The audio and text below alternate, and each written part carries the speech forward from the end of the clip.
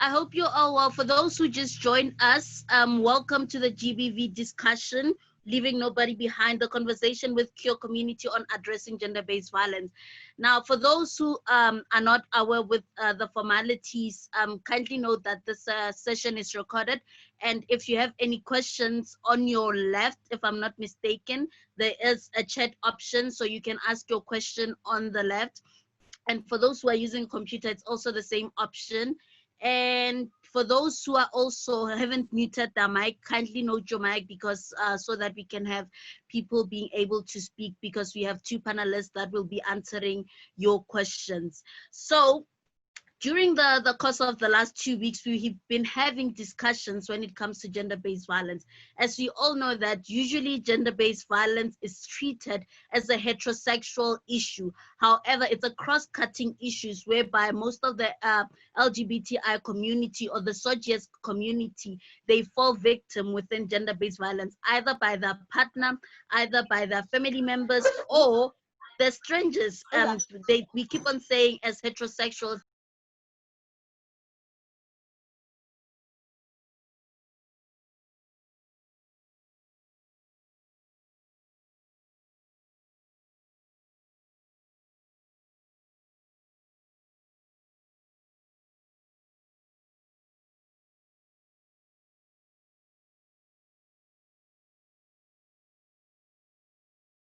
okay, so also there is a risk of self-hate, or also known as homophobic attacks at the same time when it comes to the LGBTI community.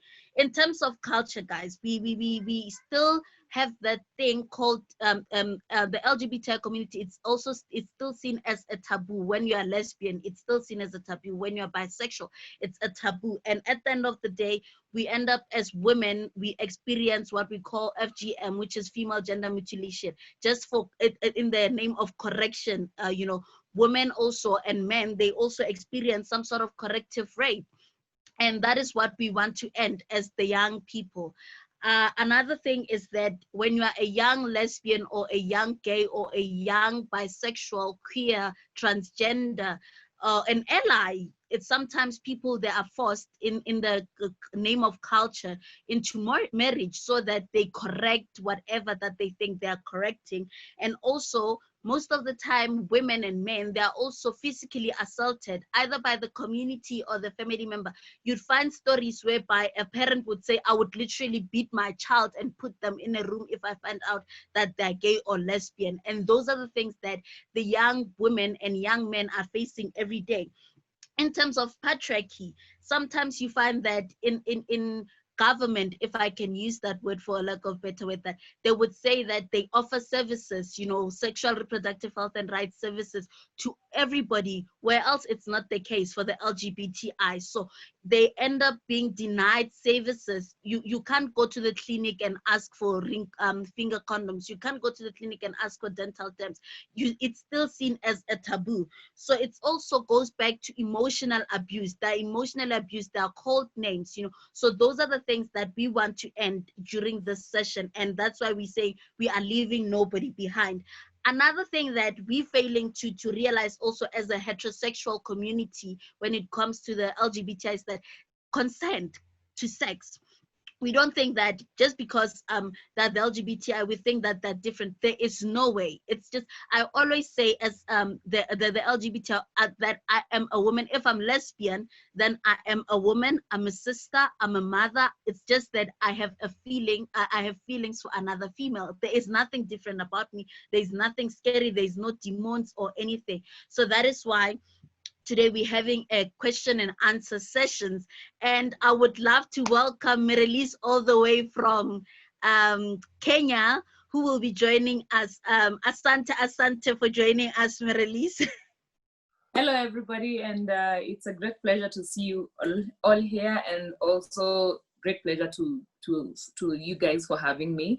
And I'm excited for this conversation because oftentimes, like you said in your introduction, when we're speaking about the LGBTIQ community, we hardly affiliate that to the mainstream issues like gender-based violence.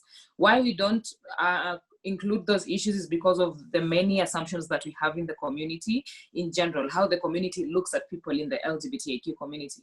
And one of the things I'd like to highlight is the intimate partner violence that is going around. In fact, this past week, in the Kenyan LGBTIQ community, that has been the topic of discussion, because there's a lot of things that are happening, and those are things that point to gender-based violence, but really nobody pays attention. Why? Because in heteronormativity and pretty much patriarchy, gender is seen as men and women. So when we have people who experience their gender and their identity in ways that are outside the two that have been, like, people have been normalized to think, then people don't sit and comprehend that information or think about it and everything. And because of that, we are having a lot of people in the LGBTIQ community being victims of intimate partner violence, which is part of gender-based violence, but nobody speaks about it. And another thing that you've highlighted is on mental health. And most of the time when we say currently on population, Black people across the world only, and I'm using Black people statistics because Africa is a Black continent. And so you realize 62% of persons in the LGBTIQ community either suffer from any of the mental health illnesses, or have attempted to commit suicide, or have become victims of suicide and everything. And most of the time when we relay this information, many people will think, but it's because what you're doing is a sin, is because what you're doing is not natural, so you're a disturbed person and everything like that. But is that really the case? No, it's not. It's because we live in a society that there's a lot of homophobia, there's a lot of transphobia, biphobia, and all other queer phobias that we have, that we get to experience in our day-to-day lives. We get people getting disowned. I personally was disowned. It's now 2 years since I was disowned by my family. I haven't seen them, I haven't talked to them. And all these things, if you're not aware of the issues that the community faces, then it becomes really hard for you to be able to comprehend that everyone who is queer in the world is going through it. And most of the time you feel alone. And what happens? Human beings are social beings. We are all created to be loved, to be cared for, to be understood, to be seen, to be heard. But when all those things are not happening in your life, then definitely you're going to want to commit suicide because you feel like you're alone. And then in a society that does not acknowledge you. Now, coming back to Kenya as a country, where we have a whole penal code, Article 162 and 165, that highlight why people in the LGBTIQ community and homosexuality in general is criminalized. That in itself contributes highly to how now people in the LGBTIQ community suffer a lot, because then it is because of that reason alone that people in the LGBTIQ community will be evicted from the homes that they stay in. You'll move in immediately, your landlord or the people you share the same premise with realize that you're a queer person. Then they influence and incite the property owner to be able to evict you from where you're staying. And that in itself renders you homeless. Another thing is that when it comes to queer people and employment, for instance, you've gone to school, you've qualified for a specific job, and immediately you start your job, you have to choose two things. You have to either choose to be queer and not have that job, or to choose to keep your queerness away, to not express yourself, to not love whoever you love, to not say you like someone, because immediately you say that, people are going to catch on and say you're a queer person. And when they say that, they're going to say, we can't have someone like that. It's against our policies, it's against our morals and all that type of stuff. And because of that, you end up losing your job. So we have a lot of queer people who are qualified, but they experience a lot of violence in workspaces, and hence would prefer. It's not by design that all queer people are creatives, but many queer people end up doing creative work because it's a solution that will allow them be themselves and still do what they want to do. But if they had options, those are people with degrees, engineering degrees, doctors and everything, but they have to check all the time, what can I compromise and why can I not compromise? So that is also another issue. Another issue to highlight is access to healthcare services. Yes, we have hospitals, we have clinics, we have policies in the government constitutional laws that are guiding when it comes to access to healthcare services for every citizen of every country. But when it comes to LGBTIQ people, for instance, I get into a relationship with a woman currently, me being a queer woman, I'll want to do the bare minimum, the little things that we do to enhance our sustainable, healthy relationship. And I'd want, say, to go get tested for HIV and any other STIs and everything.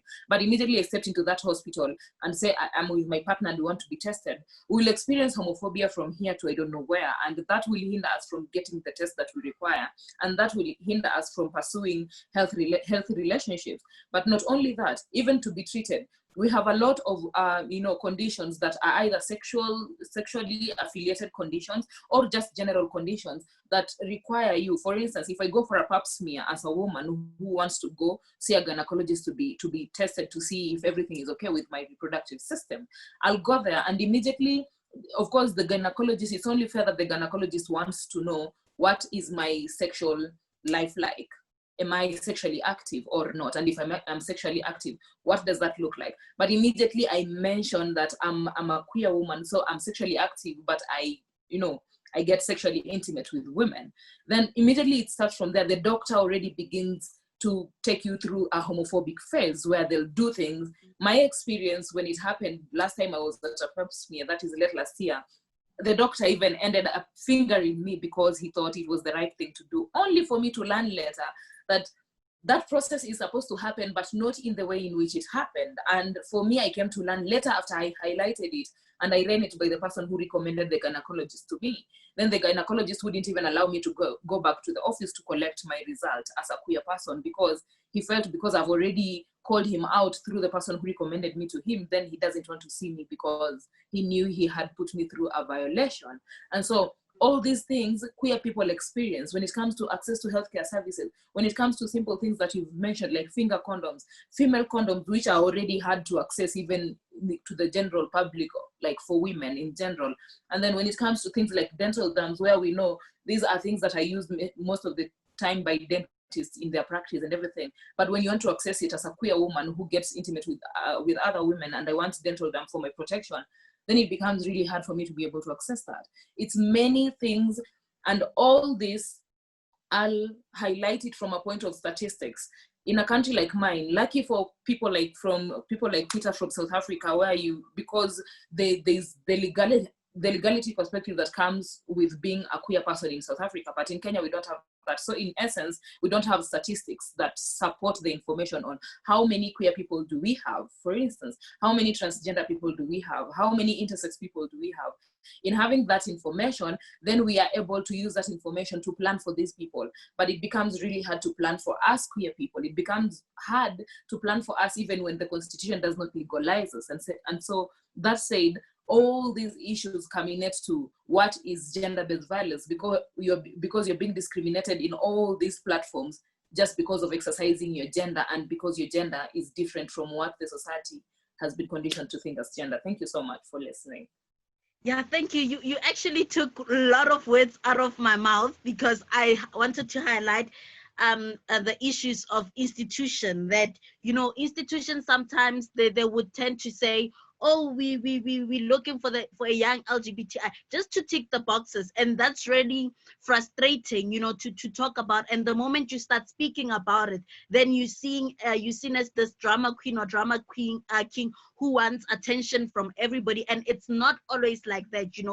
We want justice. We want, at the end of the day, I've put down here, as you were speaking about mental health issues, that at the end of the day, I am human. My sexuality or who I am or my color or whatever doesn't define your way, your approach towards me. At the end of the day, you need to see me as human. As long as I have feelings, as long as I have life, as long as I have breath in my lungs and my system, then you need to respect me. Whatever that you have, it's your issues. Deal with them and don't put them to me. So Peter, Marilise has said a mouthful, and I would love to echo her words. However, due to time, because we want people to release people, and we also want people to be able to ask questions, I want to know from your side, and South Africa being, I wouldn't say a really lenient country, but then somehow they still, I want to use a proper word, but they still accept, if I can use that word,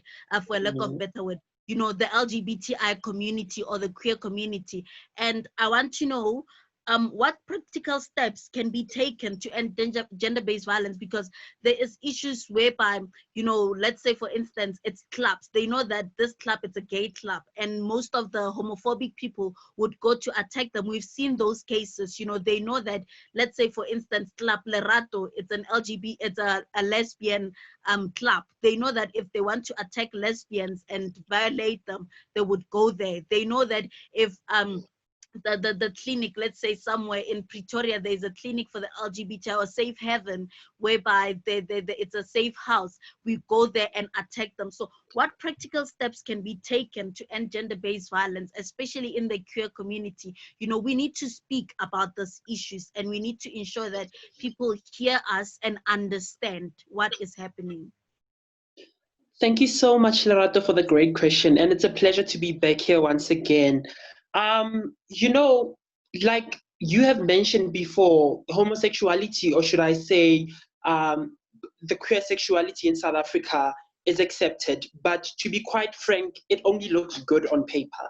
It only looks good on paper because of there's a lot of hate that is entrenched into the systems, the cultures, and the religions that we have, even though that the law may say that we accept people like me, people on the streets do something different, so a lot could really be done when it comes to the enforcement. I mean, it's good to say that South Africa accepts people as they are, but if people down at the ground level, down at the roots level, do not even understand or even grasp the concept of homosexuality, then it's going to really be a challenge when it comes to solving issues like intimate partner violence or gender-based violence in the queer community.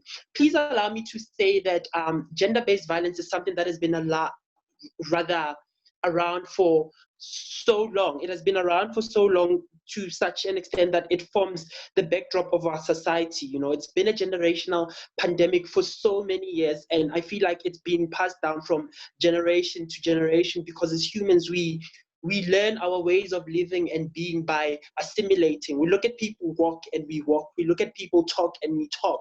And if we look at people being violent, we become violent. And this is how these issues infiltrate the queer space. This is how these issues end up affecting queer people. But this is not just only a queer problem. It's a problem that is faced by everybody. But because we're the minority, we sort of like get, or should I say, people turn a blind eye to the problems that we're facing. It's not just gender-based violence in the queer community, or should I say intimate partner violence in the queer community that's a problem. It is a lot of other things. But because we're queer, but because we're the minority, these things are not being looked at. And statistics shows that queer people face gender-based violence at a much higher rate than heterosexual people would. And it's really absurd that if the minority is facing so much of the violence, the minority is facing so much of the hate, why isn't there anything happening? So we actually need to start seeing a lot of action happening.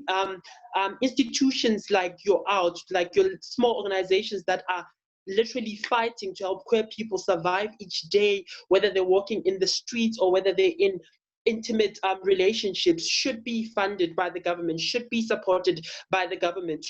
Our legal systems that have been put in place to protect everyone in South Africa, including queer people, should be trained actually to cater for people who are of the minority, to cater for queer people, because a lot of the reasons why a lot of queer people don't go to these institutions is because they do not support them. It doesn't make any sense for me as a queer person to go to a police station and go and report some sort of violence, whereas if I get there, I'm going to be victimized secondhand, So a lot of queer people don't actually turn to these institutions because they know that these institutions don't cater for them. So we actually need to start seeing more institutions that are queer friendly, more institutions that allow people to be who they are, and more institutions that allow queer people to come through and, get support and help.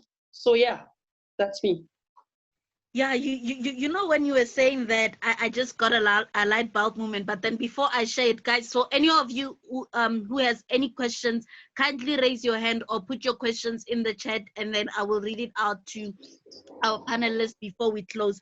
But as you were saying, in terms of the police or any institution, the hospitals, schools being queer friendly, I always have an issue. I remember I once asked whether I'm lesbian or gay or bisexual because I'm an ally, and usually when I talk about SOGS community, I would use the word we instead of them, because Yes. I understand the LGBTI community issues.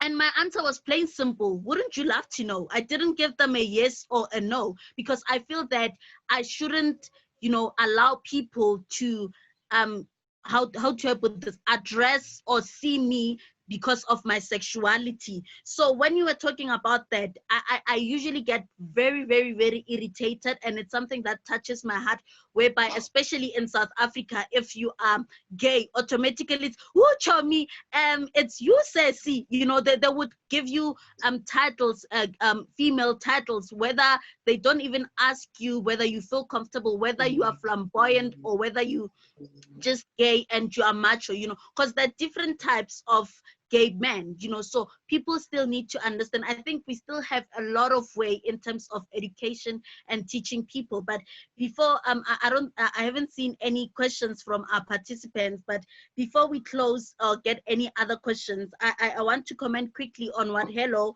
mentioned in the chat, that condoms are seen as a taboo.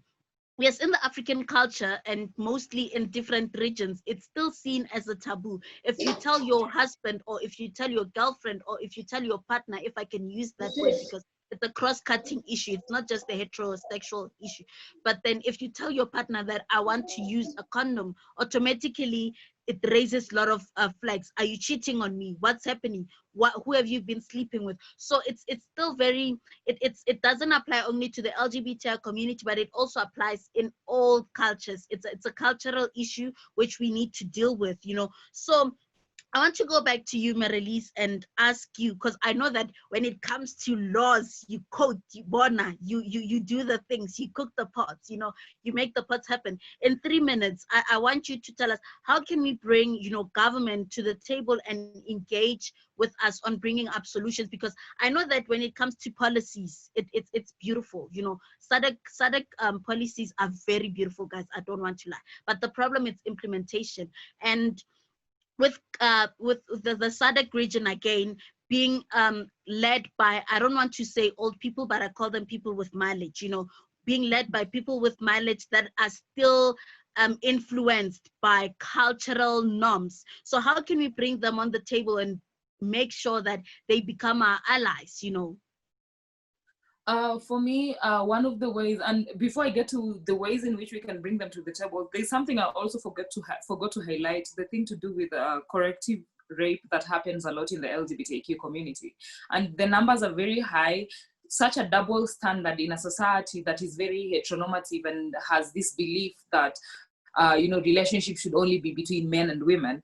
A lot of people in the LGBTIQ community experience corrective rape. It could be in their younger ages when these people close to them would see and can tell these people are different and everything. And how to process that is to have ways in which these people can be sexually abused so that they can become normal again. And then in like people who are old enough to make consensual sex choices and everything, it's people who manipulate you and make it look like they want to have intimate relationships with you, but in essence to just rape you and to make you become normal again. Because for us queer ladies, we are always told, have you had sex with a man, good sex with a man, for you to know you don't like men in that way. And for men it's the same thing. Why are you, like, for men it's most of the time seen as being of a weaker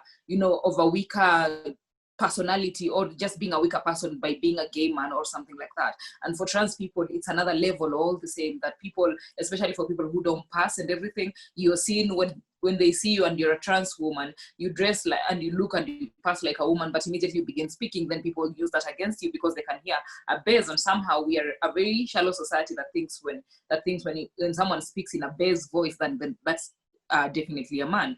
But to move over to the question you asked about how we can make sure our systems, our government, really, to be precise, join onto the table of ensuring that the lives of queer people in general are protected and everything. One of the things, and this purely comes from the Kenyan perspective, we need the laws to change. We were in court last year to try and see how Article 162 and 165 can be repealed so that we can have the freedom of LGBTIQ people to be able to express, right to access justice in incidents like corrective rape and any kind of discrimination and abuse, and all these things that are incorporated by the law. So the government has to become honest. And how I think they can become honest about this is if we continue conversations like this. This is a very beautiful platform because we do not know who is here. We know the people that are here, we can see their names, but we don't know who they are. We don't know the type of influence they have. We don't know who they can talk to after here that can be able to listen to, that can play a huge role in terms of changing policy, changing the laws, and changing the constitution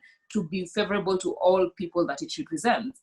Another thing that I feel like it should be done is people should question and interrogate their biases. Most of the time when you're speaking about the LGBTIQ people and homophobia and transphobia and all types of queerphobia, people hate what they don't know.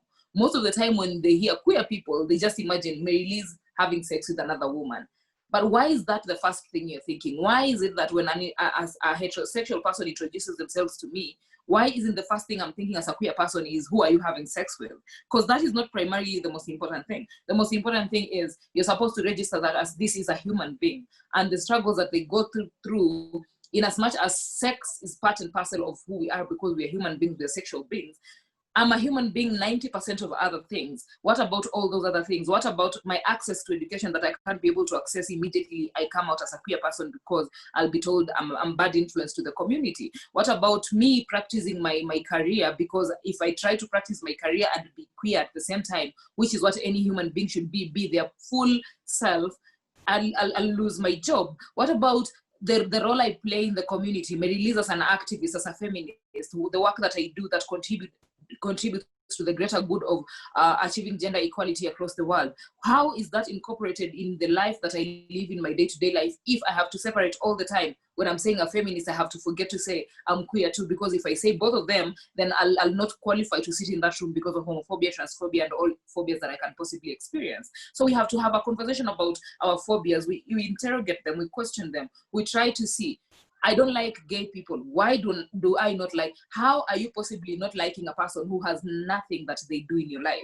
This person only exists, only has consensual sex with people who are not only of age to consent to sex, but also people who are grown-ups and are not being coerced to have that and all that. When we interrogate our biases, when we begin to have this honest conversation in public spaces, not in harsh tones, because we are not invisible. We are visible human beings, and our conversation should be had in places where other human beings exist. So we can't have this conversation in harsh tones. Have conversations in public.